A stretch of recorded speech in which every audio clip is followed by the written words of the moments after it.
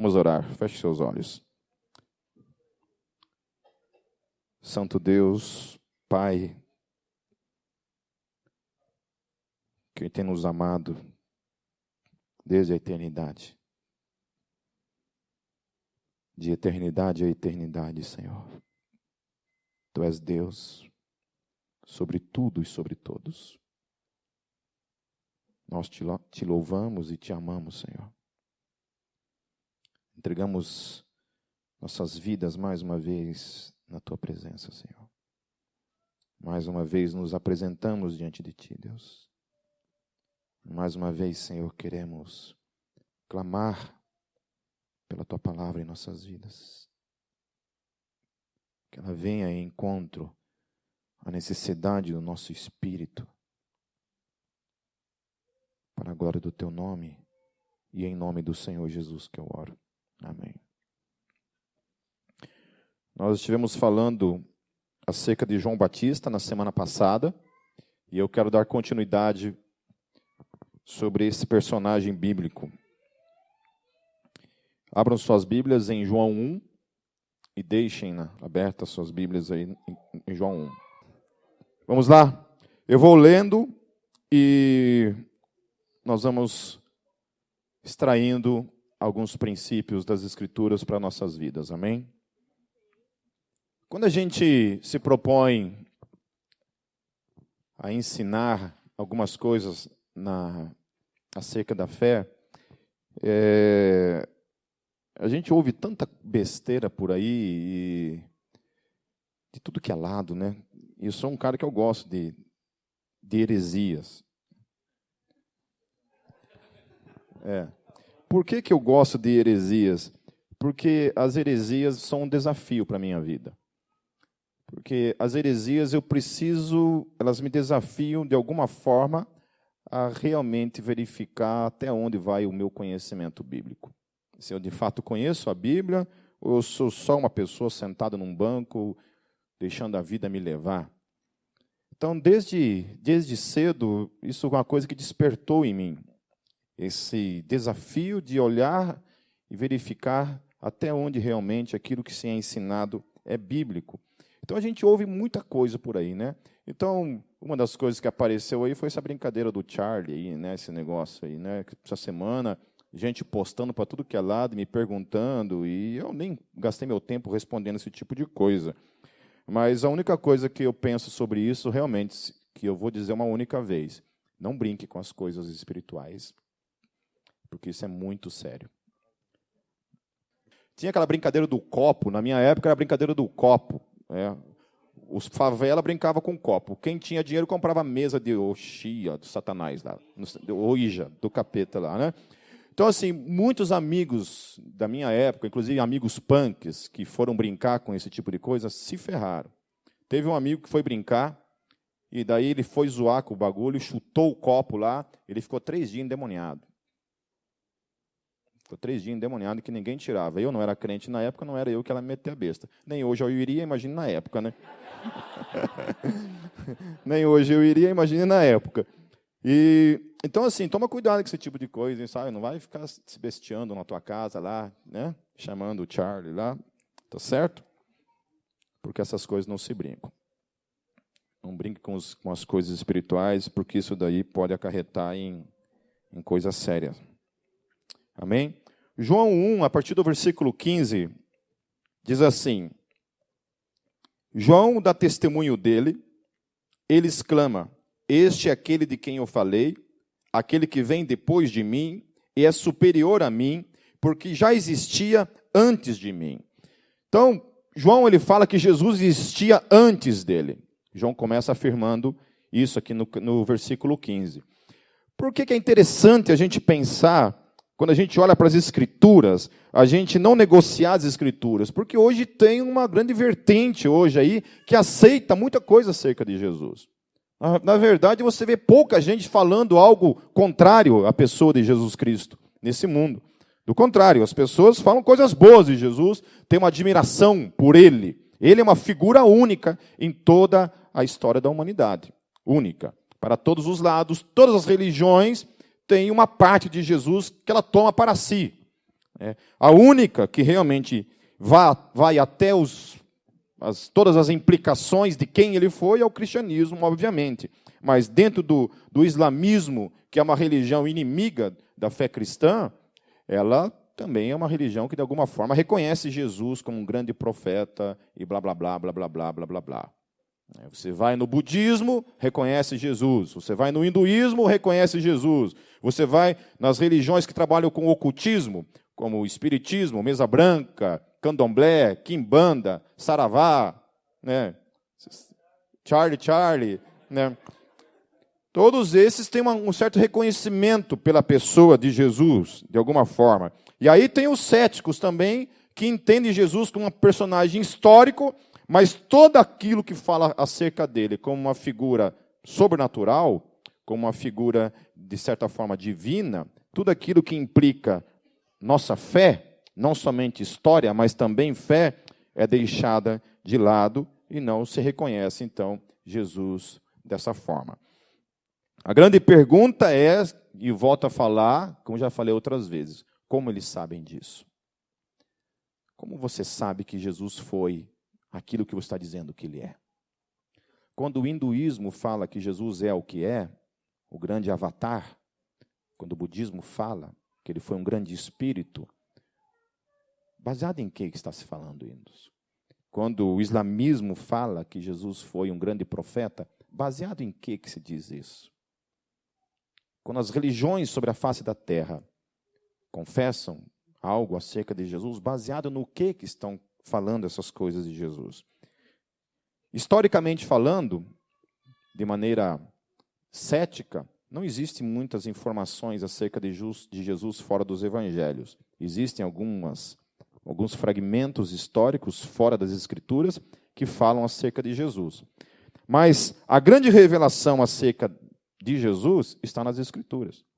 Então, quando essas pessoas falam qualquer coisa de Jesus, principalmente as coisas no que diz respeito à sua grandeza, à sua grande humanidade, à sua grande vida de revolucionário, todas essas afirmações não são encontradas em nenhum outro lugar fora das Escrituras. E para mim a grande questão que eu vejo é que eles param aí. E eles não vão a toda a implicação que as Escrituras falam. Então Jesus, ele não foi somente um homem histórico, mas Jesus foi um homem pré-histórico. É um homem que vivia não somente na história, mas na pré-história. Não somente no tempo, mas fora do tempo. Jesus é alguém que existe antes de todas as coisas e permanecerá existindo para todos sempre, por causa de quem ele afirma ser e daquilo que as Escrituras afirmam ser acerca dele. Então Jesus não é somente isso que está aí fora sendo dito acerca dele. C.S. Lewis, ele fala isso. Fala, olha, ou você reconhece quem Jesus é, ou não fique falando esse tipo de besteira aí, que ele é tipo um revolucionário, que ele é um grande mestre, que ele é um grande profeta. Isso é besteira. Isso é estupidez. Se isso não tiver somado à grande afirmação bíblica que traz sobre a sua pessoa, que ele é Deus. Ele ser um grande mestre não faz nenhuma diferença. Se a Bíblia está dizendo que ele é Deus, nós não podemos falar aquilo apenas que a gente quer dizer acerca dele. Que ele é um grande mestre, mas é a outra parte que afirma categoricamente que ele é Deus. Então, o que divide a fé cristã de todas as demais afirmações que estão aí acerca de Jesus, consiste nisso. Que a fé cristã é a única religião sobre a face da terra que afirma que Jesus é Deus. Nenhuma outra religião afirma. Afirma que ele é divino. Mas é divino como afirma que você também é divino. E não que Jesus é o Deus Todo-Poderoso, Criador dos céus e da terra. Então, João ele começa afirmando isso, que Jesus existia antes dele. Então, ele não está afirmando apenas um personagem histórico, mas um personagem que existia antes da história. E que um dia passará a fazer parte da história. Mas antes da história, ele já existia como Deus. No versículo 16, ele fala assim, todos recebemos da sua plenitude graça sobre graça. Ou seja, Jesus é pleno. Pleno. E o único ser que é pleno é Deus. Então ele começa a afirmar isso. Nós recebemos da sua plenitude, porque ele como Deus era pleno. O Deus que nós temos é pleno. o que habita em mim e em você. Esse é um Deus pleno. Mas ele fala uma outra coisa, que ele nos trouxe graça sobre graça. E aí essa é outra grande diferença entre a fé cristã e as demais religiões, a graça. A graça é o que difere a fé cristã das demais religiões. Jesus foi o único grande líder religioso, o único que trouxe a revelação da graça para a humanidade. A humanidade não conhecia a graça. A humanidade só conhecia uma coisa, olho por olho e dente por dente. Até hoje você vê isso aí fora. A graça era algo desconhecido. Você dar a sua outra face, você perdoar, você amar alguém que não merece ser amado, isso é a mensagem do cristianismo, trazida pelo Senhor Jesus. No versículo 17, ele continua dizendo assim: pois a lei foi dada por intermédio de Moisés, a graça e a verdade vieram por intermédio de Jesus Cristo, aleluia! Não havia graça antes dele, só passou a existir graça depois dele, de forma revelada. Havia uma graça ocultada, uma graça que estava em Deus para com todos os seres humanos, mas que só foi revelada exatamente quando Jesus esteve nesse mundo. Quando Jesus esteve aqui, a graça foi revelada. Então Jesus, ele trouxe a graça. E uma coisa que ele fala aqui também é que Moisés trouxe a lei. Então a lei também foi uma coisa revelada. Eu não concordo muito com essa história que alguns teólogos defendem, e um deles é o William Lane Craig, de que existe uma moral natural. Eu não acredito nisso, que existe uma moral natural. Eu acredito que existe uma moral revelada. As duas morais que nós temos nas Escrituras, elas são revelação. Porque, naturalmente falando, o ser humano não tem essa capacidade de se autogerenciar. O ser humano, ele cria leis, mas essas leis, eu creio que todas elas são revelação. Seja em qual for a cultura que você for, existe uma lei. Algo que está lá, que coloca limites para o ser humano. Mas Deus está falando de uma lei específica, a lei de Moisés, que coloca delimitação para o ser humano, que condena o ser humano, porque é interessante, né? Porque essa lei dada por Deus, ela traz dois aspectos. A primeira é que ela traz a revelação do caráter de Deus. E impõe limites sobre a humanidade. Fala assim, olha, vocês não podem fazer isso daqui. Fora de questão. Se vocês fizerem qualquer coisa nesse aspecto, vocês serão condenados. Então, se vocês obedecerem isso daqui, vocês terão vida. Mas a grande verdade é que, na prática, a humanidade falhou diante da lei. A humanidade não conseguiu cumprir a lei, obedecer a lei, e a lei serviu ao grande propósito de Deus, que era condenar a humanidade. Quer dizer para a humanidade, vocês são falidos. Quando Deus coloca na mão de Adão aquela escolha, e Adão opta pelo pecado, esse é o resultado de quem somos. Todos nós, se estivéssemos lá no Éden, teríamos feito a mesma escolha. O pecado. Todos nós. Você quer ver depois que você vem para Cristo, né? Você vem para Cristo, você está em Cristo, você recebe o Espírito Santo, você recebe esse poder de dizer não para o pecado, mas não consegue dizer, mesmo estando na condição de estar em Cristo. Adão, ele peca, vem a lei, condena o homem por causa do pecado. Todos nós estamos condenados por causa do pecado. Aí João, ele fala que a graça e a verdade vêm por meio do intermédio de Jesus Cristo, aleluia. O que o Evangelho está dizendo para mim e para você? Que fora da fé cristã não existe graça. Todos que estão fora de Cristo estão condenados. Não tem como eu usurpar as Escrituras, distorcê-la, para apresentar um Evangelho ecumênico, que diz amém para as outras religiões sobre a face da terra. Gente, uma coisa é eu amar o ser humano, a outra coisa é eu dizer amém para a mentira. Fora da fé cristã não existe graça. Toda lei que está fora da fé cristã é regida pela mesma lei de Moisés. Só existe uma forma de você ser salvo fora da fé cristã. E isso você vai em qualquer religião. O que é necessário para você ser salvo fora da religião cristã? O que você tem que fazer? Fazer um esforçozinho, fazer coisas boas, obedecer regras. Tem um livro de regras onde que se você obedecer aquilo, por meio daquilo você será salvo. Só tem um problema, que todo ser humano está condenado já, desde Moisés, por causa da lei. E aí a graça ela se revela, e Jesus aqui é dito como, além da graça, a verdade. Aleluia. A verdade. É a verdade.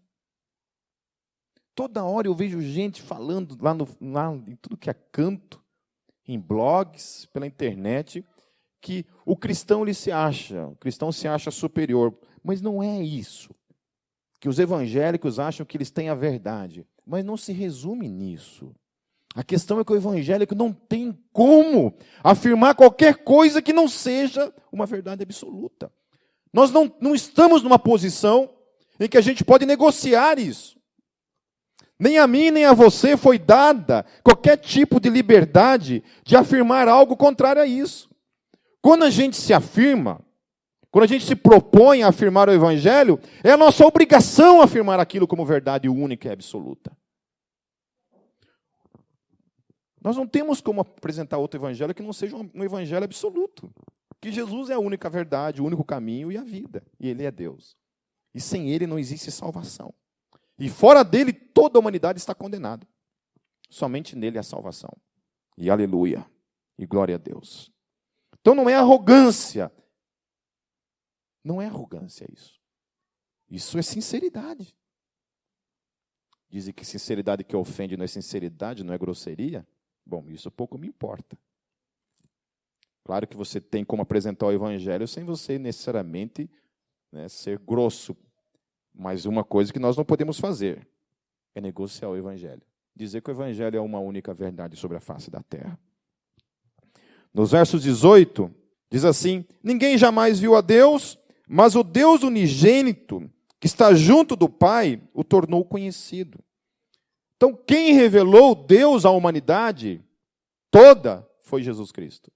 Sem Jesus não haveria o cristianismo hoje aqui, por exemplo.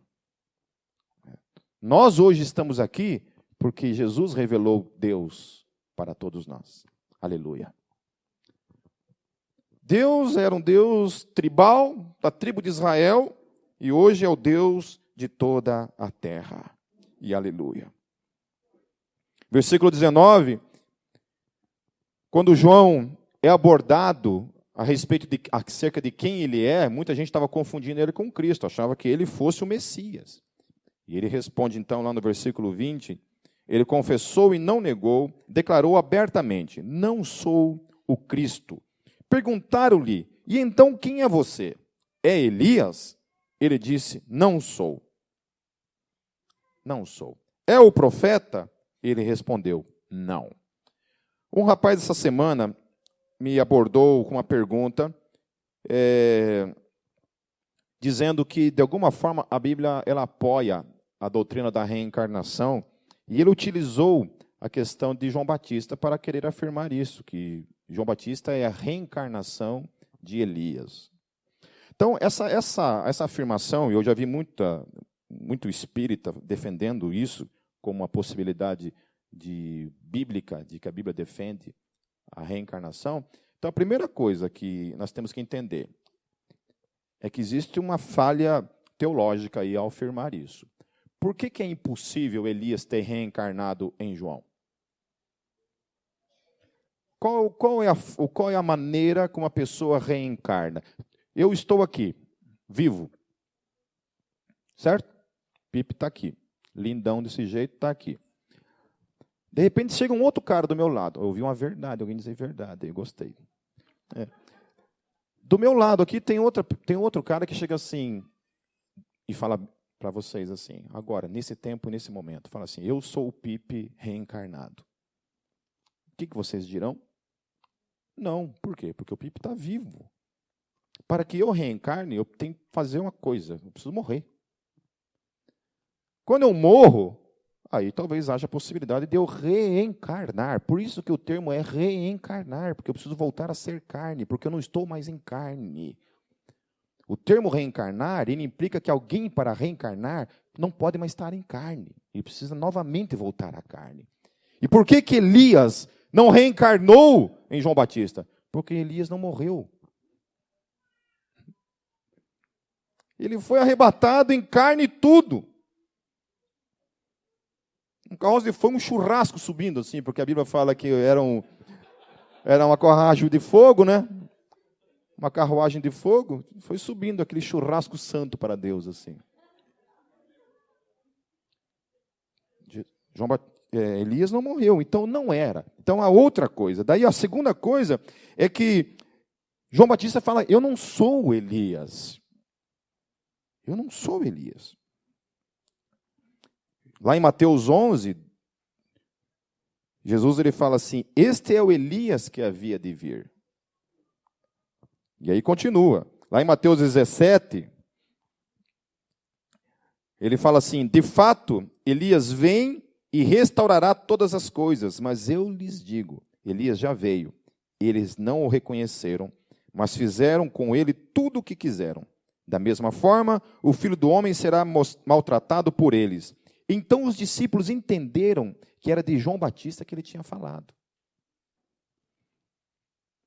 Então, o que é interessante nas Escrituras é que Elias sempre será Elias. João Batista sempre será João Batista. Moisés sempre será Moisés. Vocês lembram da parte quando Jesus é transfigurado? Quem que aparece para Jesus lá no monte da transfiguração? Quem? Moisés e Elias. Acontecem duas coisas interessantes ali. Que aparece um morto, que era Moisés, que havia morrido, e a Bíblia fala que o corpo de Moisés havia sido escondido pelo anjo. E aparece uma outra figura lá, Elias. Mas João Batista tinha morrido. Por que o nome dele não era João Batista? Se realmente ele era Elias. Então tem algo aí que as Escrituras estão falando. Que havia o Espírito, a unção de Elias estava sobre João Batista, mas João Batista não era literalmente Elias. Primeira impossibilidade é porque ele não havia morrido. Elias estava vivo. Por que ele estava vivo? Porque lá na frente ele aparece de novo, vivo, diante de Jesus. Agora aparece uma outra figura ali também, viva. Quem? Moisés. E Deus chama o nome deles de Elias e Moisés. É uma outra questão contrária a toda a doutrina da reencarnação.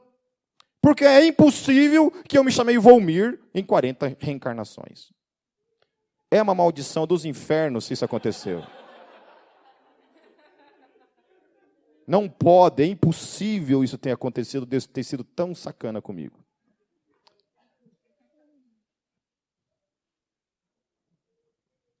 Para Deus é isso. Você é Maria, uma única Maria em toda a tua existência.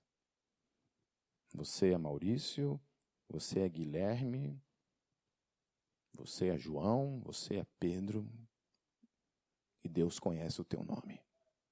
E você é único, único. É único.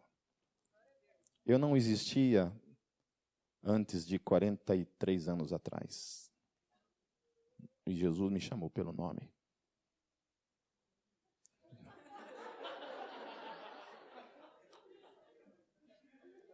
Ele é soberano, então o que eu vou brigar com ele? Não tem como, né? Me submeto à sua soberania, gostando ou não gostando. Agora, o significado do meu nome mata a pau, então eu gosto do significado. Volmir significa...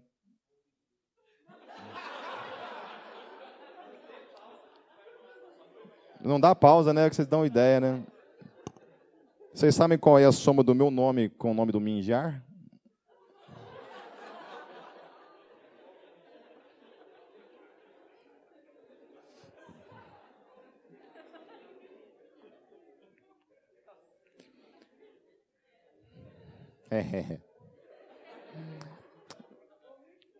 meu nome significa o eleito. Eu fui predestinado para ser predestinado, não tem jeito. O eleito, o predestinado, literalmente significa isso. Então, eu não tive escapatória. Depois eu entendi por que Deus teve tão mau gosto no nome, mas tudo bem.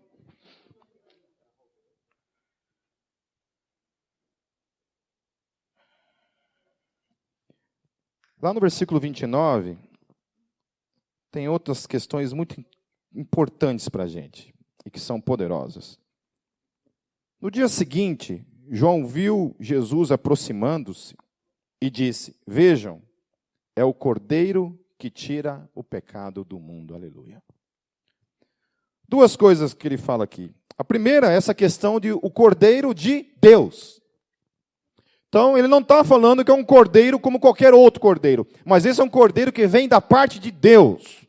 Não é um bicho, não é uma coisa criada pelo ser humano, não é um produto humano, não é alguma coisa que o homem cria para se autopromover, para se justificar, para acabar com o seu pecado, mas é uma provisão da parte de Deus. É Deus quem provê esse cordeiro. E cordeiro tem tudo a ver com uma historinha interessante que a gente conhece lá de Abraão. Quando Abraão está lá, Deus fala para Abraão: Abraão, eu quero que você me ofereça o teu filho como holocausto. Você vai lá, teu único filho, um filho da promessa. Abraão era velho já, tinha recebido seu filho por meio de um milagre. E Deus fala: vai lá, e oferece Isaque. E ele vai. Sobe, e a hora que ele vai sacrificar o filho dele, o anjo aparece, e Deus providencia um cordeiro. Deus providencia um outro cordeiro para morrer no lugar de Isaque. E aí a mesma história continua. É ele quem tira o pecado do mundo, o texto diz. Então esse cordeiro é o único cordeiro que possibilita realmente tirar o pecado do mundo. Porque olha só o que as Escrituras dizem lá em Hebreus 10, 4, 11, 12 e 14. Diz assim, acerca daqueles cordeiros que os judeus ofereciam todo ano, milhares e milhares de animais eram sacrificados por causa do povo, porque havia possibilidade desses cordeiros cobrirem o pecado de Israel. Hebreus ele fala assim, pois é impossível que o sangue de touros e bodes tire pecados. Dia após dia, todo sacerdote apresenta-se e exerce os seus deveres religiosos, repetidamente oferece os mesmos sacrifícios que nunca podem remover os pecados.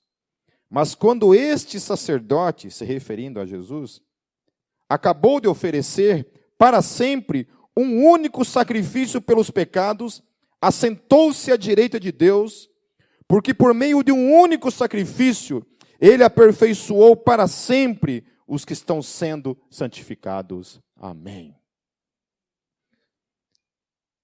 Deus providencia o cordeiro. Esse cordeiro é o filho dele. E ele fala assim que esse é o único cordeiro que tira o pecado do mundo. É mais uma afirmação de que a minha fé e a tua fé é a única possibilidade de você ser salvo. Não há salvação fora de Jesus. Por que não há salvação de Jesus? Por que o Pipe está sendo esse arrogante, se afirmando dessa forma, afirmando essa verdade dessa forma, como absoluta, como única? Porque é o que as Escrituras estão dizendo. Que se Jesus é o Cordeiro de Deus que tira o pecado do mundo, somente Ele tem esse poder de tirar o pecado do mundo. E aqui as Escrituras falam que nenhum sacrifício tirava o pecado do mundo. E uma única vez foi necessária Jesus subir naquela cruz, porque essa é a provisão de Deus. A salvação, meus queridos, não é uma provisão realizada pela mão humana. Nenhum esforço humano pode salvar a humanidade. Nenhuma obra humana pode garantir ao homem a sua salvação. Nenhuma obra humana redime o homem dos seus pecados. Purifica os homens de seus pecados. E João está dizendo que Jesus é o Cordeiro de Deus, que tira o pecado do mundo, aleluia. Isso implica o seguinte, que eu e você somos santos. Que todos os nossos pecados estavam sobre ele naquele dia. E por isso que hoje eu sou uma pessoa perdoada, e você também. Redimida por aquele que entrou na sua vida e tirou o pecado da sua vida. Para Deus, hoje você é santo. Mesmo sendo essa porcaria que erra todo dia, que falha todo dia. Mas Deus olha você já. Lá na frente. O homem redimido, comprado, que um dia estará na sua presença para sempre. Aleluia. Então eu não posso negociar isso. Eu não posso pegar isso daqui e simplesmente dizer que a pessoa vai reencarnando, ou a pessoa precisa pagar penitências, ou a pessoa precisa fazer boas coisas para de alguma forma ela ser salva, porque as Escrituras não me permitem isso. As Escrituras afirmam categoricamente que o único Cordeiro que vem de Deus, e é esse único Cordeiro que tira o pecado do mundo.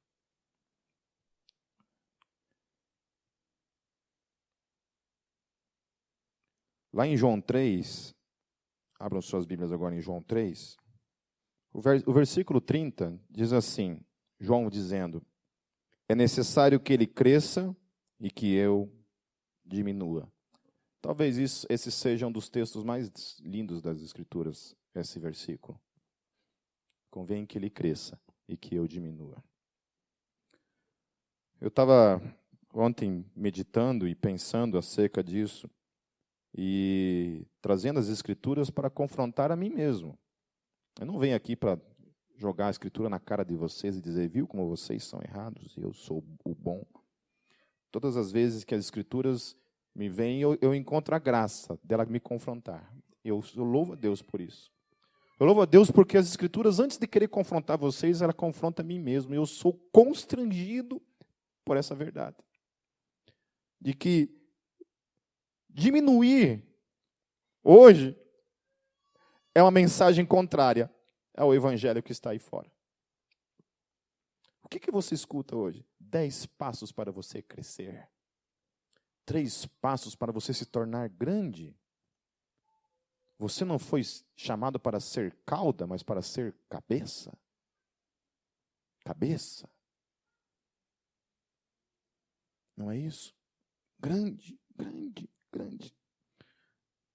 E aí vem João, cheio do Espírito Santo, e ele fala isso. Olha, convém que eu diminua. E eu estava pensando sobre isso, eu falei assim, quanto tempo que eu não oro e falo para Deus assim, Deus, talvez está chegando um tempo de eu diminuir, eu quero diminuir, eu quero que o Senhor cresça, e eu diminua. Me ajuda a diminuir. Me ajuda, Senhor, a não ser uma pessoa tão egoísta. Então a gente começa a refletir, a gente começa a pensar nas nossas atitudes no dia a dia. A minha atitude dentro de casa, a minha atitude fora de casa. Né? Onde essas coisas refletem em mim um egoísmo da minha parte. Todas as coisas que envolvem a minha vida, o quão egoísta eu sou na minha vida diária. E o quanto eu preciso diminuir na minha vida. Em nome de Jesus. As minhas vontades, os meus gostos, eu.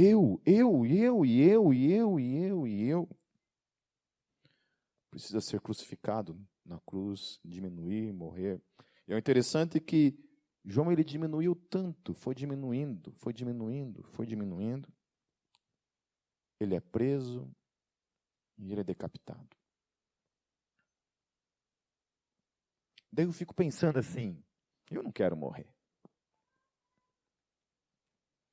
E se às vezes, para que eu diminua, de fato, Deus precisa me matar? Se a forma de Deus me livrar de mim mesmo é me matando.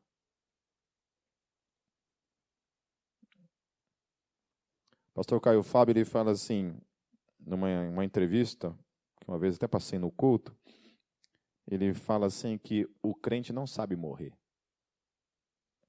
Sério. Você vai no budismo, os caras sabem morrer, cara. Você vai em muita religião que está por aí, os caras sabem morrer. Vai no islamismo, pergunta para os caras se os caras não sabem morrer. Os caras são doutorados em morrer, cara. Os caras dão aula de dar a vida pela sua fé. Logicamente que a gente não vai imitar isso. Mas os caras sabem morrer. Morte para cristão só tem uma implicação: arrebatamento. Ninguém quer morrer. Nenhum crente quer ir para o céu, gente. Ele quer ir para o céu quando ele estiver com 99 anos de idade. Quando não tem mais dente na boca. Quando as coisas não funcionam mais. Principalmente aquelas coisas. Aí não resta mais vida, né? Acabou a vida, ele quer morrer. A coisa mais importante da vida dele não funciona mais, agora ele precisa morrer.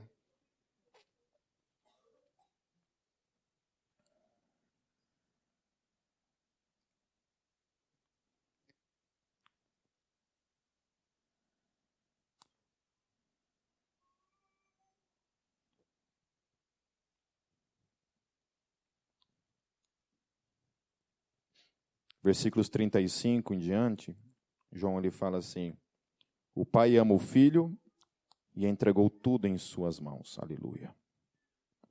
Quem crê no filho, quem crê no filho, quem crê no filho, repete comigo, quem crê no filho. Amém. É isso. É quem crê no filho. Eu estava ontem conversando com um grupo de amigos em Cristo e irmãos em Cristo, e eu falei isso. Falei, eu não conheço ninguém, absolutamente ninguém, nesses meus 20 e poucos anos já de caminhada de fé, eu não conheço ninguém que saiu da fé e está melhor do que estava antes. Ninguém. Não conheço um que se deu melhor depois que largou Jesus. Não conheço um que está melhor depois que largou a sua comunhão com a igreja. Depois que parou de orar, depois que parou de ler a Bíblia, depois que parou de estar em comunhão, de receber exortação, de receber uma oração, de receber um abraço, de caminhar com a pessoa em Cristo. Não conheço absolutamente ninguém que está melhor. Do contrário, sua vida está 40 vezes pior do que antes. Porque agora carrega o maior peso de todos, que é a vida de conhecer o Evangelho, de estar longe do Evangelho. Quantas vezes eu fui tentado a sair fora, pular fora. Quer ser uma coisa? Vou pular fora disso. Vou viver minha vida. Dei olhar para meus amigos desviados assim, falei, cara, os caras voltaram tudo para as drogas. Tão pior do que estavam antes. O casamento dos caras acabou. Os filhos estão largados. Daí, opa, tem alguma coisa errada aí. Acho que não é muito bom.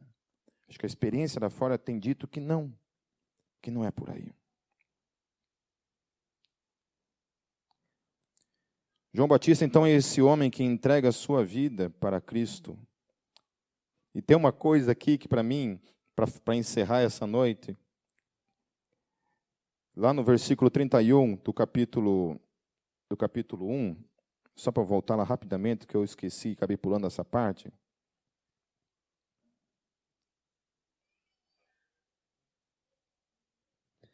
Vocês lembram que João, lá no ventre da mãe dele, a Bíblia fala que ele se mexeu de alegria lá? Lembram?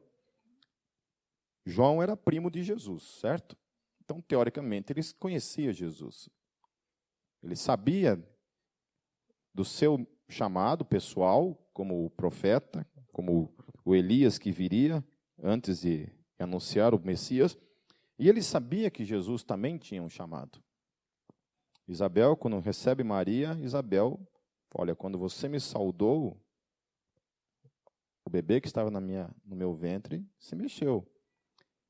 E eu não sou digna de receber a mãe do meu Senhor. Então, todos sabiam quem Jesus era. Mas olha que interessante que ele fala. Lá no versículo 31. Ele fala assim, eu mesmo não o conhecia. Mas por isso é que vim batizando com água, para que ele viesse a ser revelado a Israel. Então, assim, conhecer esse Jesus que está aí fora, saber acerca de Jesus, quem ele é, das coisas que ele fez, da sua missão, está muito parecido com esse aspecto de João Batista aqui. E pode ter muito a ver comigo e com você dentro da igreja. Pode ter muito a ver com estar aqui. E Jesus nunca se tornou uma revelação no meu coração e no meu espírito. Talvez eu sei tudo sobre Jesus, teologicamente falando, mas eu nunca tive um encontro pessoal e genuíno aqui dentro. Jesus nunca foi uma revelação da parte do Espírito, porque ele fala assim, no versículo 32. Então João deu o seguinte testemunho: eu vi o Espírito descer do céu como pomba e permanecer sobre ele. Eu não o teria reconhecido se aquele que me enviou para batizar com água não me tivesse dito: aquele sobre quem você vir o Espírito descer e permanecer, esse é o que batiza com o Espírito Santo. Aleluia. Sabe, a gente precisa entender na nossa vida algumas coisas, e uma delas é que eu e você precisamos ter uma experiência genuína com Cristo, porque sem ninguém resiste.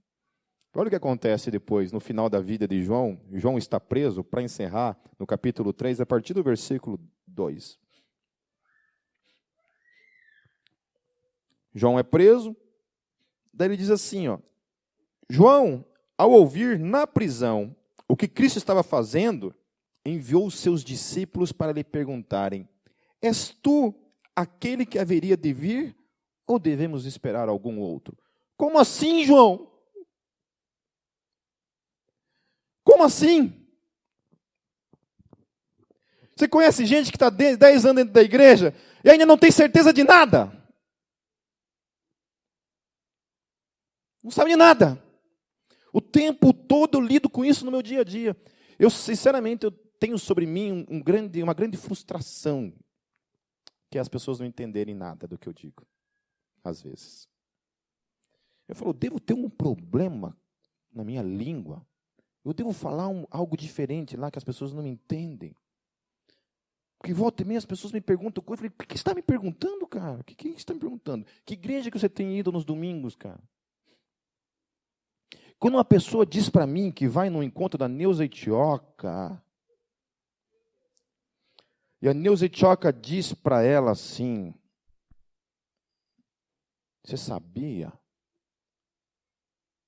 que Deus não olha as placas das igrejas? Deus olha as pessoas. Você precisa ir lá para saber disso, minha querida? Quando a Neuza Itioca fala assim, você sabia que o Espírito Santo não habita nas paredes, habita nas pessoas? Eu falo, não, devo ter algum problema em mim. Não pode, eu devo falar grego.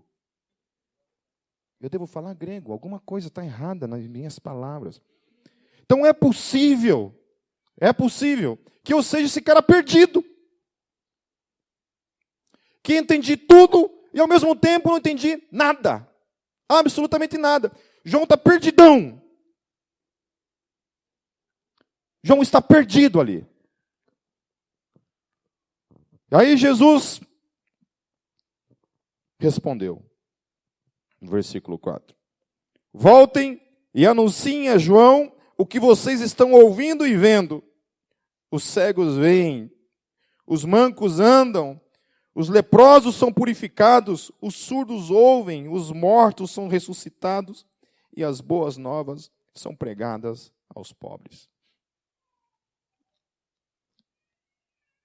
O que Jesus está falando aqui? De uma fé que não se resume em alguma coisa que está aqui dentro apenas, mas de uma fé que se resume em praticidade no dia a dia. Você sabe, quando eu reconheço Jesus como Senhor e Salvador da minha vida, é quando a minha vida se demonstra realmente numa vida de mudança e transformação. Sabe, eu me pergunto até quando nós vamos ser uma geração de pessoas que não sabem nada. Eu fui um jovem de 18 anos, me converti à fé cristã, vivi perdido a vida inteira, movimento punk, tentando encher a minha vida de algum propósito na minha vida.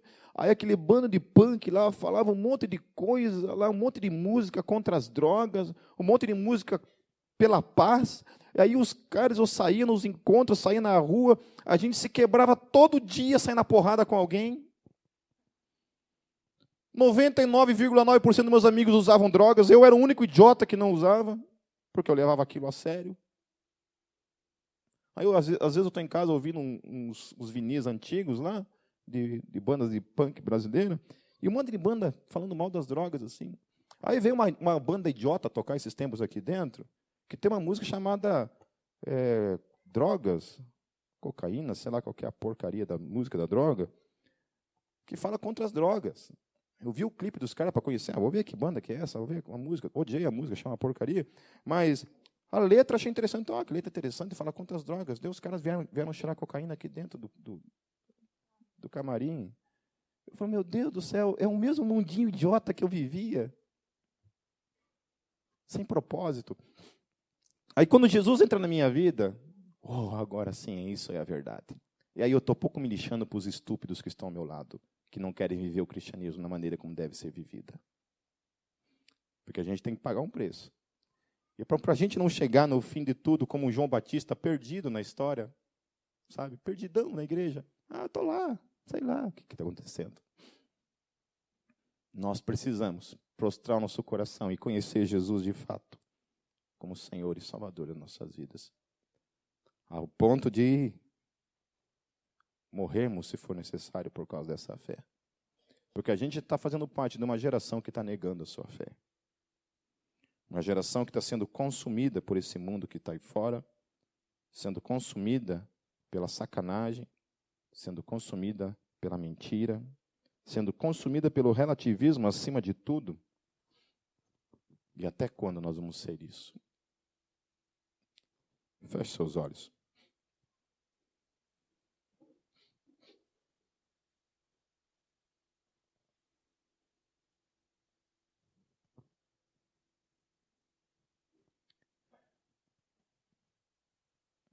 Senhor, eu tenho caminhado contigo, Senhor, já há muito tempo, Senhor. Eu sei que tem muita gente aqui também, Senhor, que tem caminhado já há muitos anos contigo. Alguns estão começando agora essa caminhada, Senhor.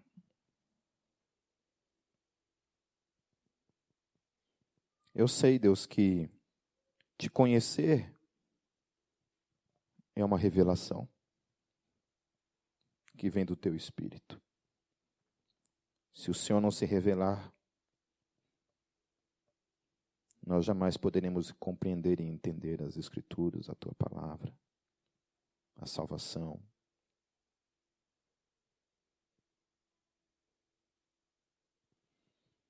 Senhor, há uma diferença entre nós sermos quem somos, Deus, pecadores, falhos. Nenhum de nós, Deus, está fora disso.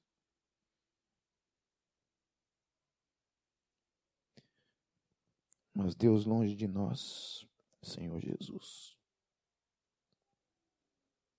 não te conhecer de verdade. Longe de nós, Senhor Jesus,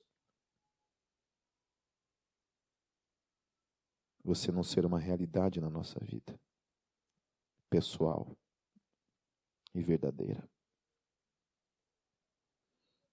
Senhor Jesus, nós não queremos te conhecer de ouvir falar. Não queremos apenas conhecer os teus ensinos, mas nós queremos te conhecer de maneira pessoal e verdadeira, Senhor. Porque é o Senhor que tira o pecado, não é o teu ensino. Não é a palavra, não é a igreja, não é o louvor, não é ministério. Não é as coisas que eu faço ou deixo de fazer que tira, mas é o Senhor que tira. E se eu não te tenho na minha vida, Senhor, realmente, Senhor, de maneira real e verdadeira, tudo isso aqui, Deus, é vazio. E é apenas uma confusão, Deus, como foi na mente de João, Deus, que mesmo tendo toda a revelação, teve momentos em que ficou sem saber, sem entender, duvidou. Senhor Jesus, eu quero pedir em teu nome, Senhor, que para aqueles que ainda não receberam a revelação de quem tu és, que nessa noite, Senhor, por meio do teu Espírito, isso seja revelado, Senhor. Deus, se nós estamos brincando, Deus, brincando acerca de quem somos, que o Senhor tenha misericórdia, Senhor. E nos ajude, Senhor. Nos ajude, Senhor. Nos ajude. É o que eu oro em teu santo nome, Senhor Jesus. Amém.